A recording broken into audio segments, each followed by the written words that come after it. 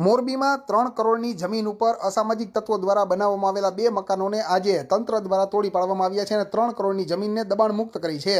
મળતી વિગત પ્રમાણે મોરબીના ઇન્દ્રનગર વિસ્તારમાં વાલજી શામજી ઝંઝવાડિયા અને મનસુખ હન્ના ચાવડા નામના 2 અસામાજિક તત્વોની સામે તંત્ર દ્વારા લાલાખ કરવામાં આવી છે અને આજે તે લોકો દ્વારા જે સરકારી જમીન ઉપર ગેરકાયદેસર મકાનો બનાવવામાં આવ્યા હતા તે મકાન ઉપર જેસીબીને હેઠળજી ફેરવીને તોડી પાડવામાં આવ્યા છે।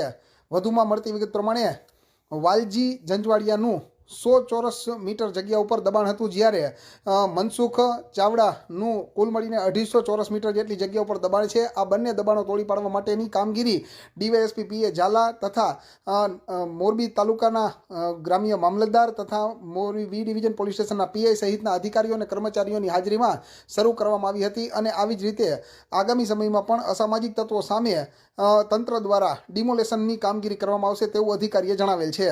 Morbi city B division police station વિસ્તારમાં ઇન્દિરાનગર ખાતે અત્યારે સરકારી ખરાબામાં જે જગ્યા આવેલી છે એમાં જે ગેરકાયદેસર બાંધકામો કરવામાં આવેલ છે, જેમાં અસામાજિક તત્વોએ બનાવેલા મકાનો ઉપર ડેમોલિશનની કાર્યવાહી હાથ ધરવામાં આવેલ છે। હાલમાં વાલજી શામજી ઝંઝવાડિયા નામના રોહી બુટલેગર ઉપર જે મકાન સરકારી જમીન પર જેને બનાવેલ છે એ મકાન દૂર કરવાની કાર્યવાહી ચાલુ છે। આ મકાન જે 100 ચોરસ મીટરમાં હતું અને ત્યારબાદ મનસુખ ચાવડા કે જે આ વિસ્તારમાં રહે છે, જે માથાભારે ઇસમની યાદીમાં આવે છે, તેમનું 250 ચોરસ મીટરનું મકાન જે છે એના ડિમોલિશનની કાર્યવાહી હાથ ધરવામાં આવનાર છે। કુલ 2 ખાનગી ઇસમો દ્વારા દબાણ કરવામાં આવેલ છે। એક મકાન 250 સ્ક્વેર મીટરનું છે અને એક મકાન 100 સ્ક્વેર મીટરનું છે। બંનેની કુલ આપણે બજાર કિંમત પ્રમાણે જો આંકલન કરીએ તો 3 કરોડ જેટલી જગ્યા આપણે સરકારી જમીન આજે ખુલ્લી કરવા જઈ રહ્યા છીએ।